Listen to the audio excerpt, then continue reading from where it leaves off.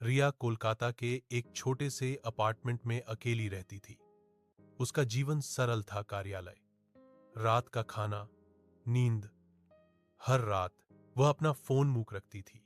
वह कभी भी अलार्म का उपयोग नहीं करती थी क्योंकि वह हमेशा जल्दी उठ जाती थी। लेकिन एक रात ठीक 12:03 पूर्वाह्न पर उसके फोन का अलार्म जोर से बजा।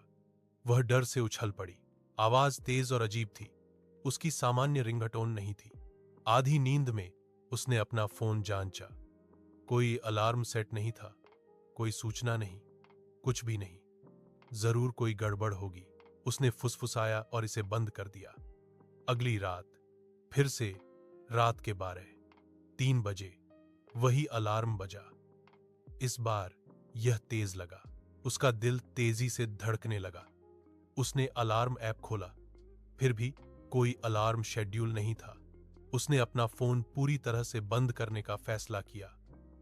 रात 12:03 बजे अलार्म फिर से बजा। उसका फोन बंद था। आवाज फोन से नहीं आ रही थी, यह उसके कमरे के अंदर से आ रही थी। उसकी आंखें धीरे धीरे कोने में स्थित पुराने लकड़ी की अलमारी की ओर बढ़ीं। उसने इसे कभी नहीं खोला था। यह मकान मालिक का था और उसने उसे इसे न छूने के लिए कहा था। अलार्म की आवाज अलमारी के अंदर से आ रही थी। कांपते हुए रिया धीरे धीरे उसकी ओर चली। कांपते हाथों से उसने दरवाजा खोला। अंदर उसने धूल से ढका हुआ एक पुराना अलार्म घड़ी पाया। इसकी सुइयां 12:03 पर अटकी हुई थीं, लेकिन यह जोर से बज रहा था। उसने इसे बाहर खींचा। घड़ी अचानक बंद हो गई। राहत महसूस करते हुए उसने इसे मेज पर रखा और वापस बिस्तर पर चली गई। ठीक 12:03 पूर्वाह्न पर फिर से यह बजा, लेकिन इस बार उसने कुछ भयानक देखा।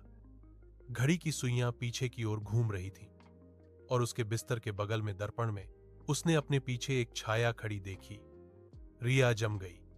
छाया लंबी, पतली थी और उसका कोई चेहरा नहीं था। वह स्थिर खड़ी थी, उसे देख रही थी। अलार्म तेज होता गया। उसने चीखने की कोशिश की, लेकिन उसके मुंह से कोई आवाज नहीं आई। छाया ने धीरे धीरे अपना हाथ उठाया और घड़ी की ओर इशारा किया।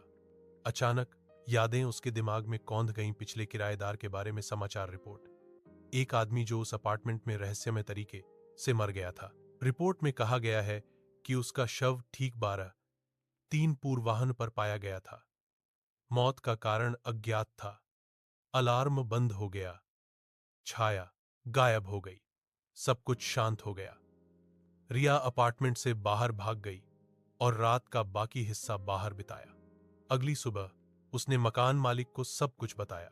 उसका चेहरा पीला पड़ गया। उसने स्वीकार किया कि पुरानी घड़ी पिछले किराएदार की थी। उसने इसे हटाने का वादा किया, लेकिन जब वे एक कमरे के अंदर वापस गए, अलमारी खाली थी, घड़ी जा चुकी थी। उस रात रिया अपनी दोस्त के घर पर रुकी। रात 12:03 बजे उसकी दोस्त का फोन अचानक एक तेज, अजीब अलार्म के साथ बजा। रिया ने धीरे से स्क्रीन की ओर देखा। कोई अलार्म सेट नहीं था और कमरे के अंधेरे कोने में एक लंबी छाया चुपचाप खड़ी थी, इंतजार कर रही थी।